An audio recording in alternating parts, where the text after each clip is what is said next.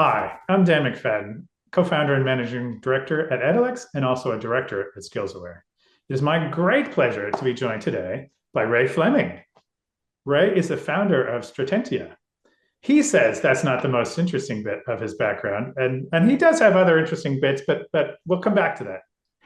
Ray has been the higher education lead for Microsoft Australia and Google Cloud's global solutions lead for education, and in the last few years has been very focused specifically on AI after 4 decades of being fixated on technology and education.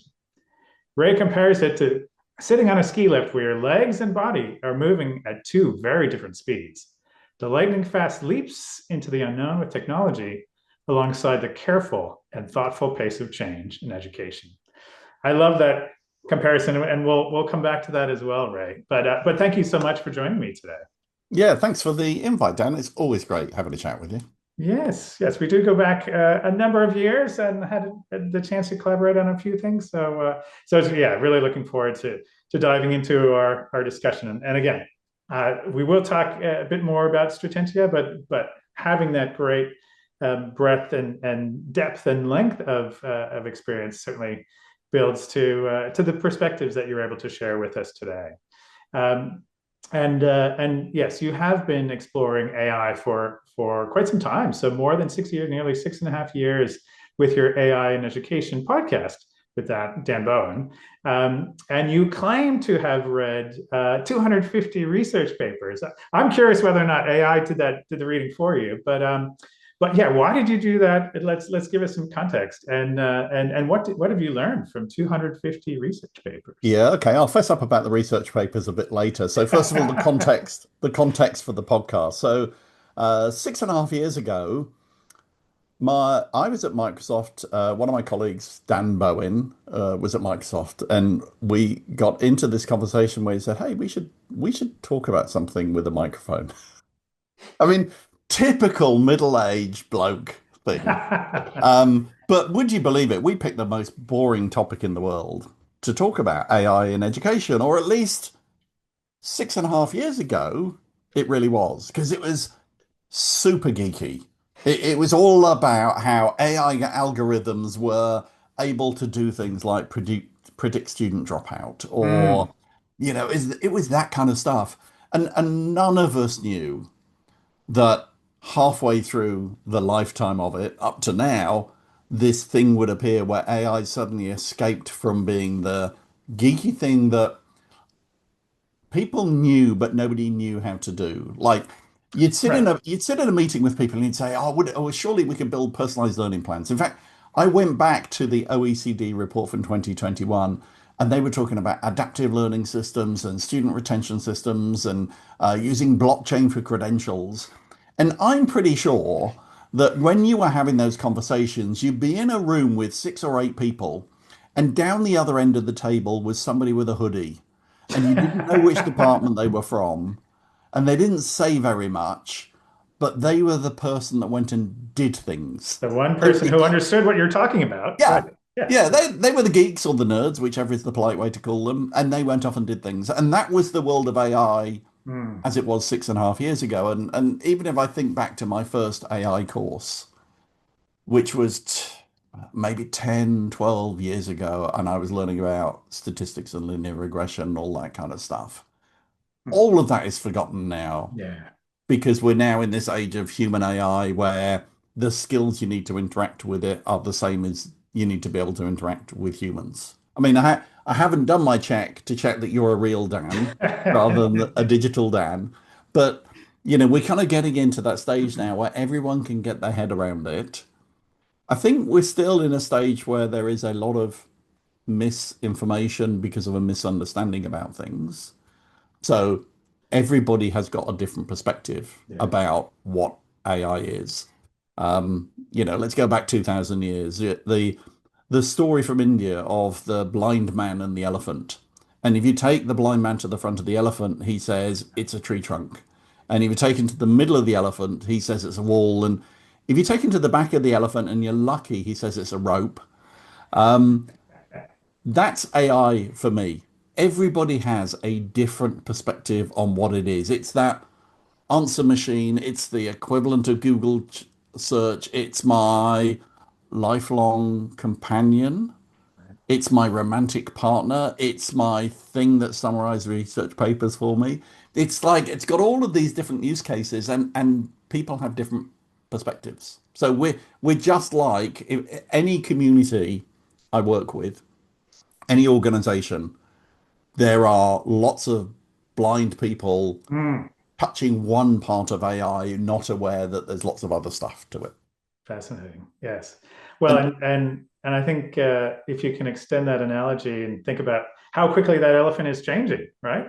yeah, So suddenly, is it a camel in the middle, and you feel that hump on the top? So well, so yeah. yeah, let's talk about that in the context of the research papers. So yeah, Mm, you're right. I've read 250 research papers. So what I'm trying to do is keep abreast of the research coming out about the impact of AI in education. What's good practice? What's bad practice? What case studies are there that are out there that are informative, that are evidence-based? Um, and so I read a stream of research reports. Now, my reading of research reports is not the way that you're taught to read research reports academically, because I once read a guide about how you're supposed to read research reports. So you read them once, and then you go back and read them again with a new understanding, and then you go back with questions and read them again. So it's basically 4 hours to read a research report. right. So Right. I think the maths tells you I've not read 250 research reports. Mm, okay. But what I've done is I've trained AI to read research reports for me the proper way, but then it does two things. One is pulls out the key information, but then the second is makes it relatable to human beings Perfect. because Yep. I'm not an academic language person. And so I find that research papers tend to hide the interesting stuff. They Mm, hide the interesting stuff on page 14 rather than in the abstract. yeah. And Yep. they also hide it behind language, complex academic language. And when we talk about this stuff on the podcast, I'm talking to a teacher in a classroom who's got 20 minutes to listen to a podcast on the way to work. So it's got to be pretty clear. And so I use AI to help me in that translation process. But I read way more papers than I probably want to because I'll look at that information I get from my analysis and then go, yeah, there's something off there, or that doesn't seem Mm, quite right. And then I dig into okay, which the makes sense. papers. Right. Yeah. Managing by Um, exception. Yeah. Yeah. but often I'm reading the research paper before it's been published in a journal. And the reason for that is this technology is moving so fast and research publication processes are so slow that it's out of date by the time it's been published. Yes. And so if I can see the preprint, Mm, then we can use that straight away. Whereas I'm still seeing research papers published that tell me that AI can't do something based on AI 18 months ago. And that's like talking about a toddler not being able to walk because this stuff is changing so fast. That's right. When we were actually thinking about having this interview in December last year, and I'm like, wait, December to January, that's too late, right? So things will have shifted. So let's talk about that and that analogy of riding that ski lift and technology's heading this way, but the educational institution body is heading maybe that same way, but at a much slower pace. So and I'm sure this your answer 18 months ago to this question would have been very different in terms of how institutions are handling and leveraging AI. On your podcast last year, you interviewed and referenced the great example of University of New England and what they've been doing with AI. Are they the future and everyone will follow that model, or are they the exception? And so, yeah, and for those that aren't following that model, what's holding them back? Yeah. So I think we're seeing two things happening. Again, two speed things. One is we are seeing big, important education institutions making a decision that they have to put AI into the hands of their staff and students. Let's go to the kind of number one, number two in the world, Oxford University. Oxford said, we are going to put ChatGPT PT education into the hands of all of our staff and students. I'm not sure if they know how they're going to use it yet, Mhm. but they know that it's important to do that in order that they start to make change. Um, but then they also, a few weeks ago, said we're going to put Harvey into the hands of all of our law students. And so that's really interesting because then it starts to say, how is it affecting different professions? Mm. There is an expectation from employers that our students will have the skills they need for the workplace. And let me be frank, for a lot of employers, AI skills are something that are needed for the workplace. In fact, Yeah. I know of employers that if your answer to how to use AI is I don't, you won't get a job there. And so if you're a lawyer, in the future, and for many law practices now, you will need to be using AI systems. And so the Harvey AI is the biggest legal AI system. And so they're using that in the law school. They're doing it in some Australian universities as well. That is driving the connection between academics and learning Yeah. and the workplace, which we know it's always been there. It's been stronger in vocational education than it has been in higher education, but I think that tension from the two-speed Mm. change is going to cause, oh gosh, let's take the analogy further. The elastic is going to get pulled so tight that it's going to spring back really fast. Right, right. Well, and it's a yeah, it's a inevitable disconnect if you suddenly have been taught this tool is cheating, right? You're not allowed to use this tool to this is a fundamental tool to using your job, right? This is part of your job. You can't do your job without it. So yeah. So, so there's an incredible dichotomy for Mm. education. Is the purpose of learning? Well, learning is supposed to be difficult, and there are supposed to be. It's like going to the gym. You go to the gym in order to lift weights, not to watch somebody else lift weights. Mm. And learning is a bit like that. You've got to go through the hard work of working out how to structure an essay and how to get your ideas expressed well. But then when you go out to the workplace to do exactly that same task, you probably use AI to help you draft the report and all those things. So, you've got to differentiate between how does AI come into the picture in order that people have the right skills for employment, Mm. but without killing their ability to go through the hard work of learning.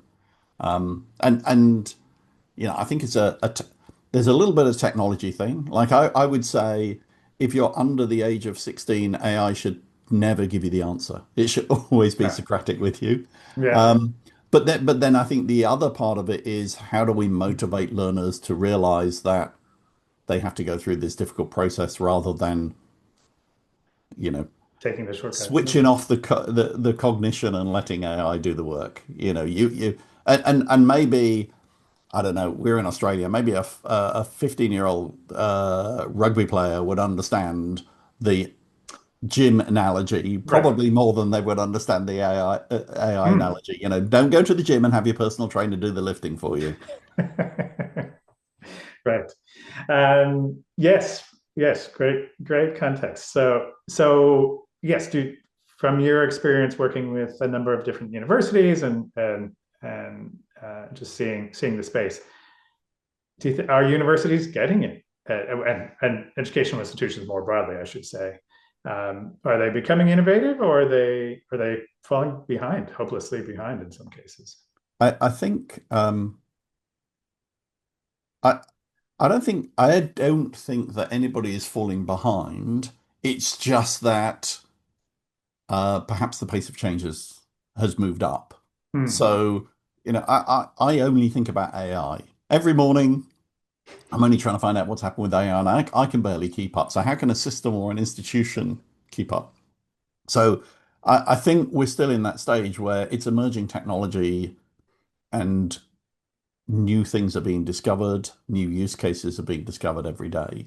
So I think it is difficult to keep up, but I think that we're starting to see some areas where it is becoming clear that it's got a genuine help for the education process. So I think we're going to start to hone down on one of the most important first use cases agreed across education will be AI as a tutor, not as a teacher. I earnestly do not believe that AI is ever going to be able to replace a teacher because a teacher does way, way more than give you information. Right. But AI as a tutor, I think we're going to start seeing a lot of focus on those use cases. Um, and then I think other use cases will come along, and that will help us then to be able to say, this is the positive role it can play in education. Hmm. And we can start to nudge out all of the either the negative roles or the ways that it can, cause us to feel like we're moving forward, but we're not. So yeah, I think we'll kind of start to see that. But the challenge for the education system is how do you keep up with all of that? Even just what AI should you enable for your students? It's probably easy when you've got an 18 plus audience. Hmm. But if you're vocational education, if your students are starting at 14, 15, or 16, it's a very different world about how you provide resources and facilities for them. So that governance piece is really important. Yeah. Yeah. No, and obviously, yeah, there's a lot to dig into on that. But that's encouraging your broad view that institutions aren't falling behind.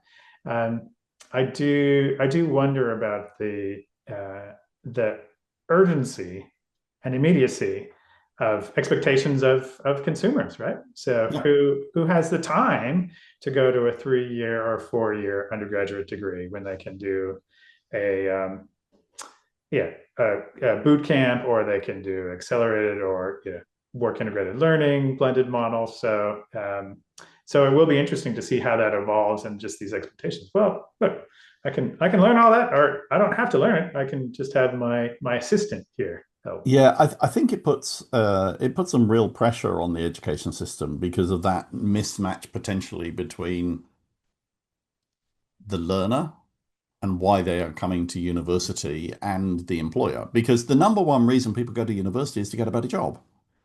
Like I, I know that there are lots of other reasons, and there's lots of socioeconomic stuff in there, but Yeah. actually, the number one reason people go to university is to get better employment chances. And so part of that then has to link to the skills that they need to be able to sit in front of an employer. And sure, it's not all about technology, but look, there's this very basic skill Hmm. that is now being looked for by employers, and they are looking for the younger generation. Like I believe in a couple of years' time, the perfect recruit into graduate programs and for employers is the student that really, really understands technology and is the smart one that knows how to use AI. And I'll pair them up. If I'm a law firm, I'll pair them up with my crusty 60-year-old lawyer that thinks that technology is a waste of time because they've got deep experience in the industry and the use cases and all of those kind of things. And I'll pair them up with a 21-year-old that knows no barriers and has no limits to what they can imagine is possible. And they've got this AI tool to help them do it. And that will be the brilliant combo. That's great. And it may not matter that they don't have much experience in law. Hmm. Today, maybe the last few years, those people have been hired to go and do the research and all that kind of stuff. Maybe they'll be hired to build the new model of what a law practice will look like, what an accounting practice will look like, what a, management consultant, all these industries are going to change. And, the graduate in a year or 2 years' time will have learned so much about AI, either because the education institution has helped them or because they've helped themselves. Uh, Yeah. there was a case a couple of years ago, a student in Turkey who was found cheating in their university exams. What they had done is that they'd integrated a camera into their glasses, they had an earpiece, and they had a internet hub in the heel of their shoe. And so the camera was looking at the exam paper, that was going down to the internet hub, it was going out to an AI system that was reading the question and then giving them guidance in their ear. That student got caught and expelled from the university. I reckon there would have been a pile of employers waiting at the exit door, waiting to hire that person because that's the kind Absolutely. of innovation and efficiency that you want as an employer, okay, doesn't match with the education experience because we're trying to do something different. But that's the two worlds. That's great. Now, I'm not sure if that's that modern day Maxwell Smart or Mission Impossible, but that yeah, that concept of not having boundaries, not I need to go through the process. I need to spend 10, 15 years. Um, well, so yeah, you've talked about the transition to workplace, and so I'd love to let's pull that thread a little bit more and talk about skills in an AI future or in an AI present. Mm, What skills are important today and moving forward, other yeah. than being able to put an internet hub in your shoe and Um, so I think the essential human skills hmm, become more important. Collaboration, communication, critical thinking. Those skills become much more important because I've experienced this frequently. AI will take my dumbest suggestion, tell me it's brilliant, and yeah, tell me how to implement it. Or I'll ask a question, it will give me a well-reasoned, well thought out 5-page paper full of rubbish hmm, because I've asked the wrong that's question what I asked you to or do. Yeah, it's misinterpreted things. And so all of those critical thinking skills, communication skills come back in as being really, really important because I need to be able to dig further into the support it is giving to me in the same way you do when you work with an intern. hmm, The intern scuttles off and does something for you, hmm. comes back and you go, I know that you interpreted my request like that, but actually I didn't want a spreadsheet. I wanted this or whatever. Um, Yes, right, the challenge I think for the education system is that we have maybe focused a lot on fact retention and recall. And we've drifted away from the essential human skills because they're a lot more difficult to assess. right, Um, and I'd argue we probably worried that the assessment has been subjective rather than objective.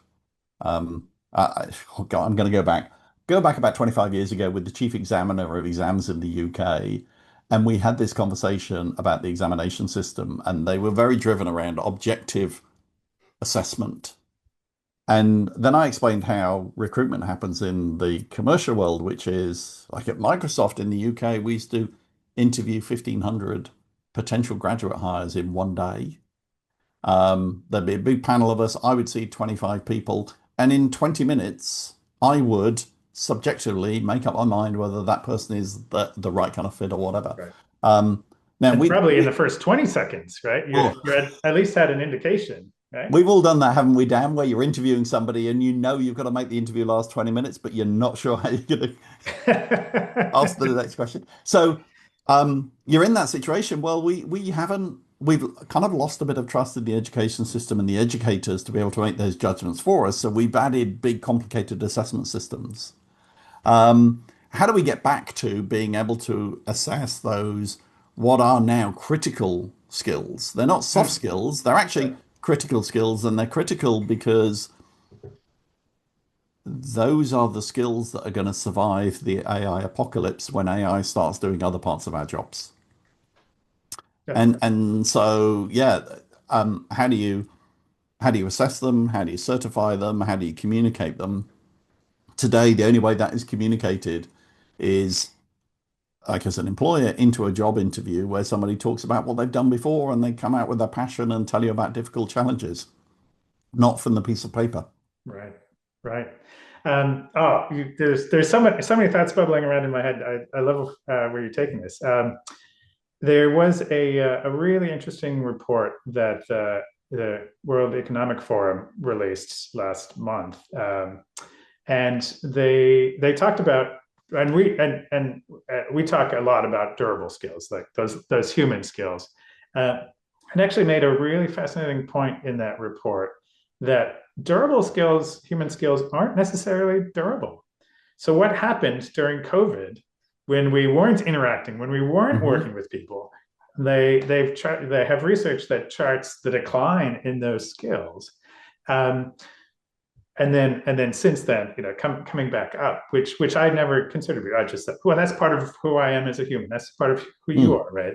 That's intrinsic. But it does raise a question then, not only how should educational institutions be assessing this, but then how should they be educating, training the learners on this, and should that come from formal education, or is the reality we're also gathering that from life, from non-formal learning, from informal learning, work, hobbies, passion projects.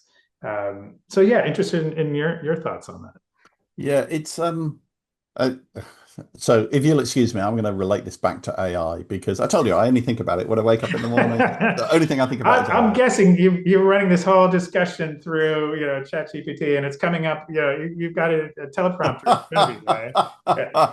Oh, I'm not sure even the worst model could be as dumb as me with some of the things I say. But anyway, Oh, okay. if I think about the way that I see other people using AI is there's two ways to think about it. It's like, oh, I've got this task, help me with this task. And the other is to see it as a true thinking partner. It's not a tool, it's not a pencil, it's something there that I can use to help me increase my cognitive ability. Help me think about things I wouldn't have thought about. Help me brainstorm in ideas that I would have got stuck on. Yeah. And so the skill set isn't as easily accessible or as easily teachable because it's not like, oh, well, I'll teach you this technique. It's, I've got another form of intelligence alongside me. And so often people come to me and say, oh, how do I get it to help me with this task? And what they're looking for is a specific rather than something that's generalizable.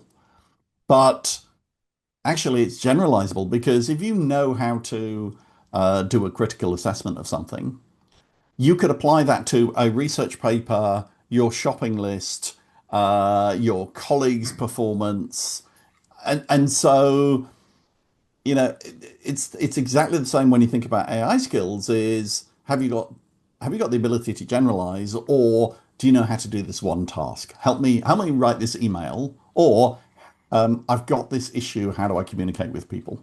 Hmm. And so that then fits back into it's more like those durable skills, which is a broader set of skills that you can apply in lots of different situations, rather than being a technical skill that you apply to a particular task. It's not a tool like a spanner. If you've got a nut-shaped thing, then you know you need a spanner. It's not like that at all. It's about how do I use this to help me get somewhere? And so it's like those other skills. Hmm. Fascinating. Yeah, let's dig in a little further. And again, that report that I mentioned, it's called New Economy Skills: Unlocking the Human Advantage. And at the end of it, in addition to the great research in the middle, it has a call to action around how to uh, develop, assess, and ultimately recognize or credential Yep. human-centric skills, these durable skills that we're talking about. And yeah, obviously won't go into all the detail, but they have those three phases: assessment, development, and credentialing, and trying to get a sense of the whole human beyond what they can do in terms of a paper test or Mm. right. So those, coming back to some of the points that you made, and basing it around authentic assessment. Um, and then then the actual developing these new economy skills, or the durable skills, and then ultimately capturing evidence and recognizing that. And this is something that's near and dear to my heart at both Edalex and SkillsAware, as you will know. Um, do you yeah do you see AI in all of that? Some of it, it doesn't belong. Yeah, interested. Like you've talked about the tutoring, not Yeah. teaching, but the tutoring. Yeah. So I think that's part of the development of it. But yeah, interested in your thoughts. Yeah. So as just thinking about as an employer, often we use one signal as an indicator of a whole load of other things. Hmm. So an example is how many people write a job ad, and the first requirement on the job ad is a degree. Right. And we all know it's not because the person who needs that job must have a degree. It's because we want to filter out a bunch of people that we think aren't qualified for the job because we don't want 1,000 applicants. We only want 100 to look through. Mm. And because it gives us a signal that they've probably got the tenacity to get through a university course. Um, it's not actually that we want somebody with a degree. There are jobs where that's required. If you want to be an accountant, you must have this piece of paper. If you Mm. want to be a lawyer, you must have this piece of paper. But if you want to be let's take the example. You want to be a chief AI officer, then a piece of paper isn't what you need. So let me just demonstrate with a personal example. Mm. In all of the roles you talked about that I have done, a basic requirement has been that you must have an MBA. Like every job that I've done in the last 15, 25 years has had MBA as a requirement. I don't have an MBA. It's had graduate as a requirement. Dan, I know this is just between you and I don't have a degree. So I don't meet the criteria. Right. But Right. I've very clearly met the criteria to be able to do the job because I've done those jobs. What I find fascinating is I was doing some work with a large financial institution. They were saying we're having difficulty finding candidates. And so I put myself into their candidate system for a job that I could do tomorrow. Mm. And it took them no less than 20 seconds for the system to say, oh, we don't have anything for you. Right. And Right. I know it's because they checked some lines and I didn't meet those lines. And then it's like, chuck it out. Mm. So, yeah, the credential system, as opposed to the qualification system, like how does an employer get matched with the person with the right skills? The education certifications have become a proxy for those skills. And I would argue 80% of the people my age do not have a degree. Mm. If you are my age and you're an indigenous person, you are almost guaranteed. I mean, the proportion is less than 1%. So if you're recruiting Wow. somebody who might be, say, in the age 50 plus, the fact that they didn't do this thing 20, Really? 35 years ago Yeah. isn't relevant. But the fact that you're asking for it automatically is disqualifying the people that you say you want to try and hire. Mm. So look, if you're not attracted to a new way of credentialing people, then perhaps the risk of using the old way might be an incentive to think about the new way. And and then to answer your question, because you asked a question specifically about AI and its role in that, yeah, wouldn't it be fascinating? Because I think AI could have a role in being able to do more objective assessments of things like communication skills and critical thinking and Mm. collaboration than you might have in other ways. And you're certainly going to find a way that will do it much more cost effectively, I think. Yeah. Yep.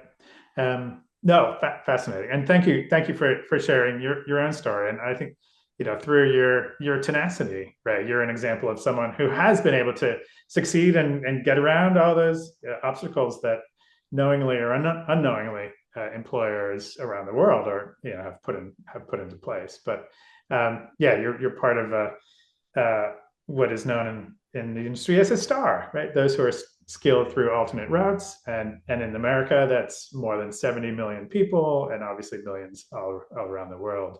Um, and we're seeing, we're and there are many in the industry who are fighting to break those barriers down. But the challenge is, yeah, if you have 1,500 candidates and you can winnow it down to a more manageable list, not necessarily a better list, but a more manageable list, or you send it through applicant tracking systems and they're just looking to see tick this box, then you're screening out great candidates. So Yeah, and we're moving into post a post technology economy where your ability to know the facts isn't as important as your ability to apply it.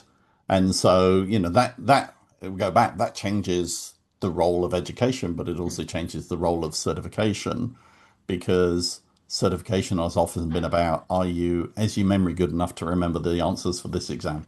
mm, So four stars uh, are there different skill, like recognizing that there is still this obstacle in the place of stars around the world today without those formal degrees and formal recognition. Um, are there alternate skills that they should have or alternate pathways that they should explore? Or does that actually give them that advantage that they have more of that real world experience? Mm. So potentially it becomes less and less of an issue over time. Yeah, I think the real answer is it's going to become employer led. And the challenge, no, there are no challenges, there are only opportunities, aren't there? The opportunity then for the education system is how do they get aligned with employers? So Right. if I think so, let's talk about it in the tech world. One of the most valuable qualifications that you can get in the tech world to get a job is a Microsoft certification or a Cisco Mm, certification. right. Um, Now, that has been done outside of the education system, but it's because it's linked into the employer model. Like, if you're a Microsoft partner, you've got to hire certain people with certain certifications. If you're an employer, you know that that certification definitely means that person has those skills. Right. And so, how do we do that for? Mm, I love the phrase durable, the durable skills. Does the education system and the employer have to come together to say, okay, we can agree what good looks like? Because I suspect today, if you think about communication skills, I suspect an education institution's view of what good looks like and an employer's view of what good look like would be in different places. yes. I And hear this. even contextualized, right? Oh, Is it in a medical setting, so it's bedside, it could be life or death, or retail, or business, yeah, or I education? remember working with a childcare provider and them saying, the standards haven't changed, but the employees we have coming through the door with that certification don't meet Hmm. the same standard that people did 5 years ago. So we have to train them directly. So, you've got to close that gap Right. between um, the education system and the employer. Hmm. And maybe rather than close it on things that have been around forever, is how do you do that for some of the skills that haven't been certified, haven't been credentialed in the past? Like critical thinking would be a really good example. We Hmm. know how important that is going to be. So who can create that certification and credential that is in that has the confidence of employers? Hmm. Right. Right. Yes. And I know there are organizations and we work with a not-for-profit out of the U.S. called the Council for Aid to Education, and they have performance-based assessments to really surface evidence of those durable skills. But it is not your typical multiple choice, right? So, Mm, yeah. um, right. So, And that's, then it's really interesting to think about how AI might help you in that. I mean, I think when the first crisis wave hit and we couldn't trust a word a student wrote, there was a lot of discussion about can AI do the Vivas hmm, and do that actual yeah. conversational assessment. So maybe the same would be true. But yeah, which education organization has got the ability to be able to make that happen, or does it have to be the I don't know, the KPMG standard for Right. communication or whatever that then becomes adopted more broadly? I guess if I was a credentialer, how could I get a bunch of employers to be validating this? That is exactly how the legal profession works, the accounting profession works, the Hmm, engineering profession works. All of those credentials that come out from universities have all been done with industry. So, somebody's going to come out with the critical thinking credential. right. Right. Yeah. No. And again, coming back to that World Economic Forum, that they talk about trying to develop or at least agree to standards, even if there are nuances or crosswalks between them. But that these are the skills that we value, and you're absolutely right. Coming back to some of the technical ones, if I see that someone has AWS skills or Azure and they got that certification, that I have trust in that. If someone has just graduated undergraduate and they're going to become a junior programmer, I have, they've likely been taught on computer languages that are 5 years old or older, Mm. right? Um, so there's less yeah, we have less trust and reliability of that as an indicator of this is someone that we want to bring on the team. And so then, we've got a double challenge now because we have an challenge around, well, how would we recognize those skills? And then the second challenge is how would we apply AI to help us to recognize those skills when we don't know what AI is, what it can do, how it's changing so fast? Yeah. Gosh, a wicked problem, but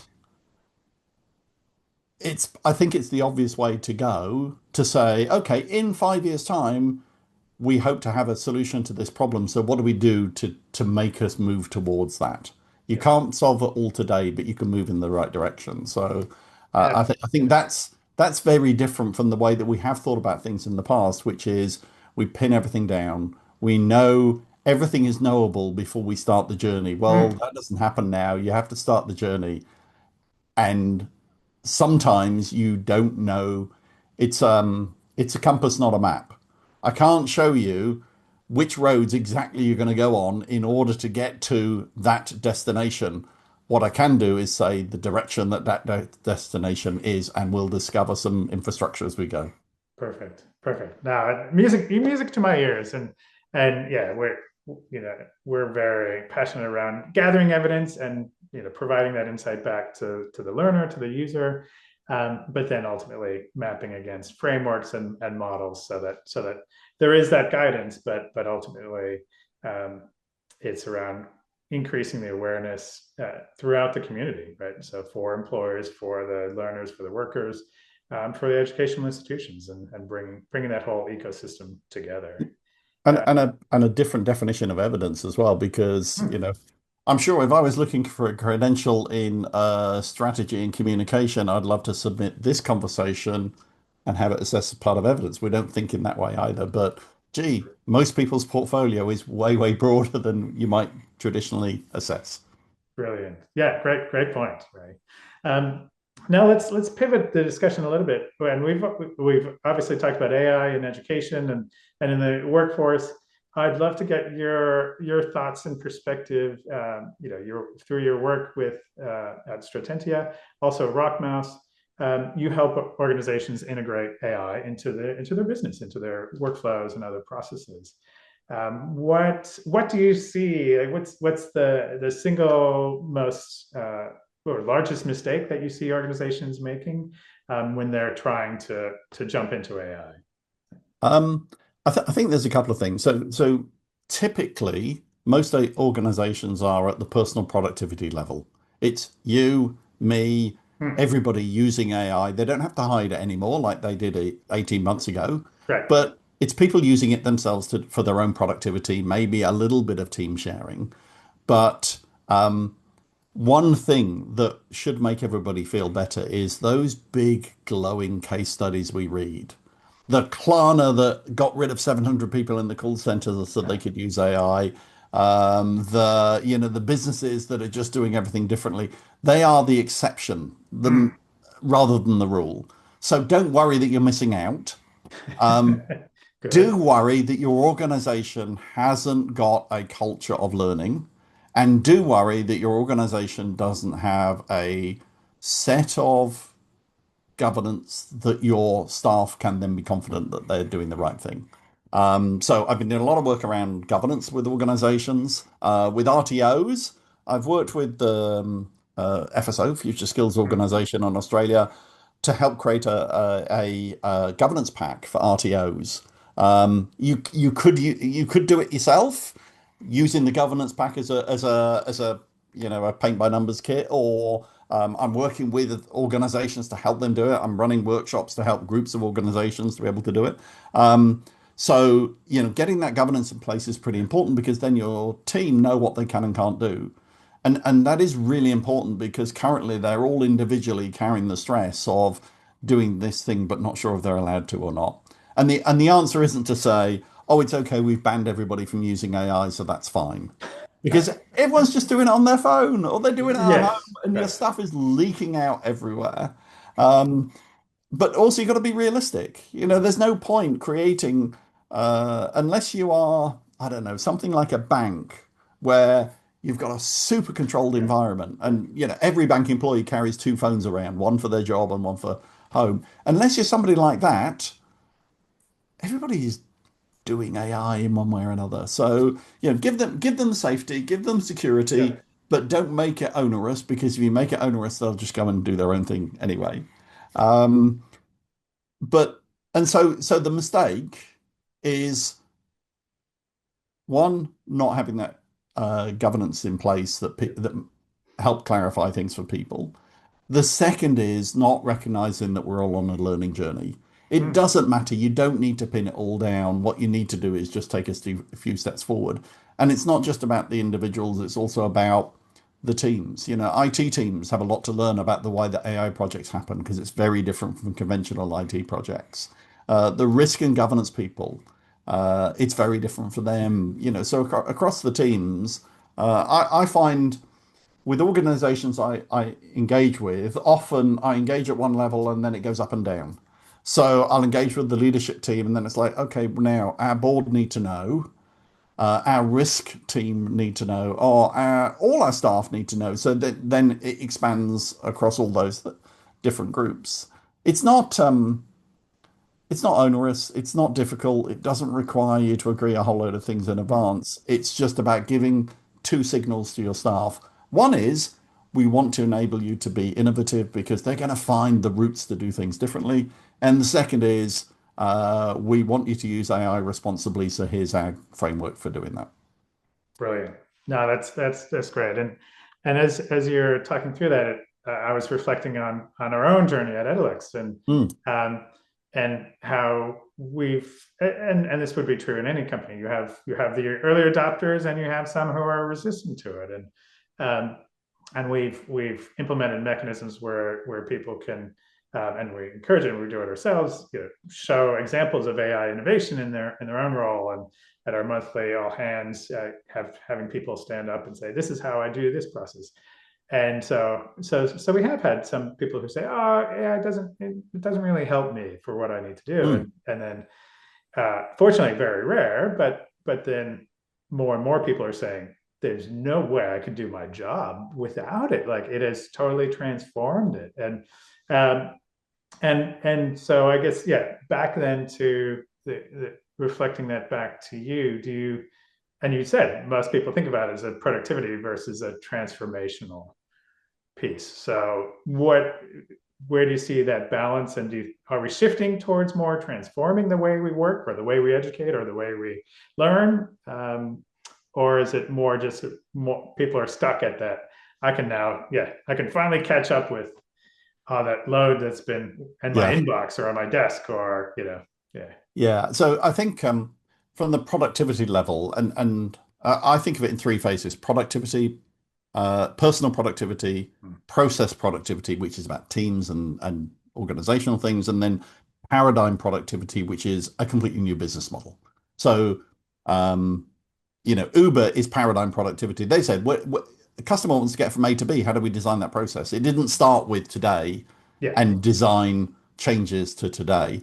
Um, what I see often in organizations is the personal bit, people are getting on with that. The process bit can be tricky because you've currently got a suboptimal process that has maybe grown over the years and it's got all these manual tweaks.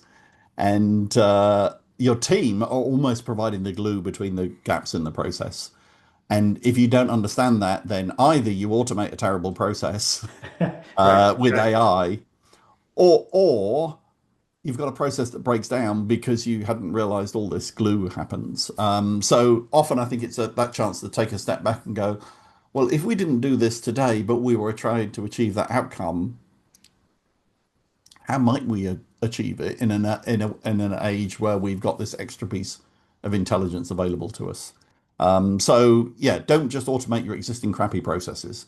Right. And that comes out again and again in the research and the case studies, that if that's what you tried to do, you're going to be on the cutting room floor of AI projects that cost a lot of money and failed. Mm. And then the innovation piece, that paradigm model thing, well, which industry, which organization in the industry is going to vote for themselves to become redundant? The new model of higher education isn't going to come from an existing faculty in a Yes. university. So, you know, either it's going to come from a startup, is going to create a new way of doing things. That's traditionally where it's come from. Or you create an innovation unit within your organization. You say, you know what, you don't have to follow all of our rules. Yes. And Please don't actually. Yes. yeah, but and so we've got like here in Australia, we've got Texa, we've got all of ASQA, we've got all the different regulators. Well, the interpretation of the rules Mm. turns out can be interpreted more than one way, and so you can still be fully compliant, but interpret things in a different way. But people need the free space to be able to do that. So, where I focus my time, my big agenda, Dan, I set out a year ago to say I want to educate and help 100,000 people work out how AI can make a change in their industry. Um, oh, and make a living out of it. Turns out that 100,000 people is easy. The living out of it, it's more of a challenge because it's it's not very solid. It's like there are so many things you could do. Mm. It's difficult to go from possibility down to, well, let's do this thing. Um, and so that's probably the stage we're at, which is how do you get everybody aligned and Yes. aware? I try not to think about AI literacy. I think about AI fluency. If you're a strategist or a leader of an organization, the kind of fluency you need with AI is about what are the kind of things it might be able to do now and in the future, and how might it adjust the way that our organization works and our organization is structured. Um, if like the jobs that our teams should be doing are the jobs that they never get to on a Friday afternoon, that always go on next week's action list. They are important things, but they just didn't happen to be urgent this week. Right. If we can use AI that mean they can get to that list on a Thursday and get some of those things done, that is awesome because as organizations will grow and improve, things will get better because we're now able to do the important but not urgent things. Yes. I see it in a very different framing to, I think, how some of the tech industry see it, where it's all about put this in and you don't need as many employees. This Mm. isn't this isn't Woolies and Coles putting automated tills in to mean that we need less humans. This is about organizational growth and opportunity of the what's the important stuff that we never get to because we're doing all the unimportant but urgent things. Brilliant. That's yeah, and I love that multi-tiered model you have. And so this is the work that you do through Stratentia, right? So that's Yeah, so governance, fluency, strategy. I've done workshops with teams. I've done workshop with leaders, long term, short term. I've dropped in for an hour with a board and just given them the current state of play. And more than anything, the reaction I often get at the end is, I had no idea. Because things are moving so fast and things are possible now that weren't possible before, and how does anybody keep up? And out of that, I had no idea. Now it's like, could it also do this? I'm starting to imagine these possibilities, and that's then when you get into the practical stuff yeah. of, great, so let's get some governance in place. Yep. How quickly can we do that? How pragmatically can we do that? Brilliant. Brilliant. Now I've taken a lot of your time, but I have two questions remaining for you. On the podcast, you mentioned the relentless pace of change, Hmm. which and you've certainly elaborated on that during our discussion today. But as we know, people are largely resistant to change. Hmm. So and even with support and guidance, So how do we keep up? How do we make sure that our legs are not going off in that direction and the rest of our body and our job is going up this way and our education is down there? Yeah. So how do we do it? Yeah, I think two things. One is experimentation. Instead of asking somebody if they think AI can do something, have a crack. That's how I discover things. I got this data file from my electricity company from my smart meter, and it had 800 lines and 100 data points on each line. And this was the stuff from my smart meter, and I was trying to work out what I should be doing about energy usage in my home. So I gave that to AI. I had no idea if it could do this. I gave it to Gemini, Yeah. and I said, "This is my NNE file. What can it tell me, and what can I do with it?" That was it. And what I got back is this amazing story that allowed me to work out that I had a couple of devices in the house that were running overnight. I had no idea were running overnight. Uh-huh. Um, it was able to give me the economics of the battery and all of that kind of stuff. Now, I had no idea if it could do that, but it cost me 30 seconds to put that question in. Right. Good. And what it's actually done is, I think in the space of 3 days, I've saved about $500 on my electric bill. What? Yeah, no, so do it. Go and ask for your file from your electricity supplier and then give it to Gemini and say, tell me the story. And literally, I said, tell me the story, which was really fascinating because Hmm. it told me that as a story. Um, so that's one. It's like, just have a crack. And the second, and this is for people like you, Dan. I can see that look in your eye. I've been stereotyped. Okay. All right. Let's see People, what you got here. people at the top of organizations talk about how you're using AI. That gives two things. One is it gives people ideas, but the second is, and most importantly, it gives a very clear signal that you think it's a good thing, and they will then think it's a good thing. And right down at every level of the organization, people will start to open up to possibilities. And then very quickly, you'll have other people talking to you about how they use it, and you'll find something that's either going to help your organization grow or become more efficient. So, yeah, those are the two things. One, everybody, just have a play with it yourself Yeah. and ask. It costs nothing to ask questions. But then the second thing is, then talk about it. Talk about it to other people because you will inspire and encourage other people. And that's the way to get that group of people that absolutely hate AI, so it's got no relevance and it's useless to diminish within your organization. There will always be some, and it's Yeah. important to have some of those people and respect their opinions, but there's too much untapped opportunity. Brilliant. Brilliant. No, that's great. And I'll build my final question, share my final question on that word opportunity. And this is the crystal ball. So pull out your crystal ball, right? And look, well, I know it's hard to look 1 year ahead, but 3 to 5 years down the road, what is the impact of AI? And I say this in the context that overnight, AWS announced that they're laying off 16,000 people. So the last two rounds, that's 9% of their global workforce. Um, you hear stories of graduates are not being hired in the legal Mm. profession, so we could say lots of challenging things, but also so many positive and innovative. And so where do you fall on the spectrum? Is it going to transform our economy? Is it going to trash the economy? Will it just have a trivial impact? You can pick anything. It doesn't have to start with T, but those are some that came to mind for me. So yes. Um, yeah, I think it could go either way. Um, so let me take you back to sitting with a board, talking about AI, talking about the different levels of productivity.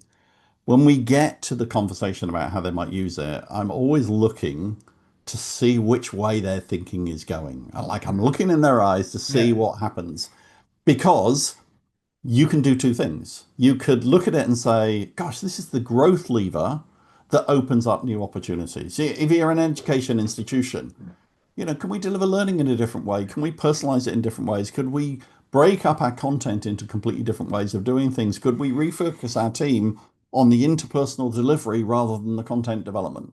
That's could we be delivering transnational education in 7 languages at the same time? So that's the growth opportunity. Hmm. The other is the the economic opportunity, which is, well, do we need less people, could we turn all our teachers into AIs instead of having a real teacher? Could we get rid of the student inquiry routine and replace them with a bot?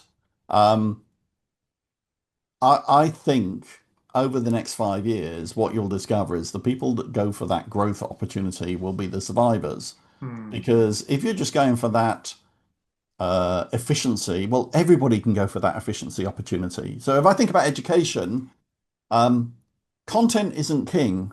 Human connection is king. Human connection is what's going to deliver a brilliant education experience. Double down on that, Yep. and that's where your opportunity is. So that's got nothing to do with AI for delivery, but it might be AI that enables you to double down on that thing because you get less obsessed about all your back end processes because they just happen, or you don't worry about having the best curriculum plans that have been honed by hand by somebody in their personal workshop. But instead, you get brilliant plans, but the brilliance is the delivery. Excellent. Excellent. Good. Well, that's great. I was at a an Edugraph CEO ClearPath Syndicate recently, which I know where I know you've spoken in the past, and we had this vibrant debate on where are we headed with AI and the at a macro level, and it was the full gamut of responses from no, government will step in, especially Europe, that they'll just make it illegal to do or to to fire people, and then others saying this is like 5 years, the world as we know it is done. So I, um, I like your recognizing, yeah, things could go either way, but that optimistic to say, well, here's how you make it. Organizations and individuals can make a difference in their lives, in their Okay, business. so the last piece of advice then for an individual, and it's the advice you should be giving other individuals is whatever you do, don't let AI let you switch your brain off.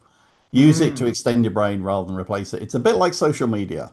Social media shouldn't replace all your personal connections, but unfortunately for a group of people, that's what it's done. yes. Could AI be the same? Might there be people that use it to extend themselves and other people that use it to replace themselves? You might get your wish, unfortunately. That's true. Wonderful. Oh, so much provoking perspectives today, Ray. So thank you so much for your time. Um, so how can people find your podcast? Well, we can put this in the recording. Yeah, I mean, uh, the podcast is easy to find. Just search for AI in education. You'll either drop into an episode where we interview somebody really fascinating in education, or you'll drop into a conversation with Dan and I, talking about the latest news and the research. We alternate them between weeks. Some people say the interviews are great. Some people say the news and research and the interaction between Dan and I is great. I'll let other people be the judge of that. And then the easiest way to find me is just to go and look for me on LinkedIn. I'll show up if you look for Ray Fleming on LinkedIn. That's easier than trying to remember my company name or the other companies I work with. Brilliant, brilliant, wonderful. Yep. Well, thank you so much. Yeah, lots of thought provoking feedback, and yes, we'll put this on and split it into different segments. But people may want to watch it from beginning to end. There's so much great content in there. So Thanks, thank Dan, you. and thanks for your Yeah. time. Thank you, Ray. Cheers. Bye.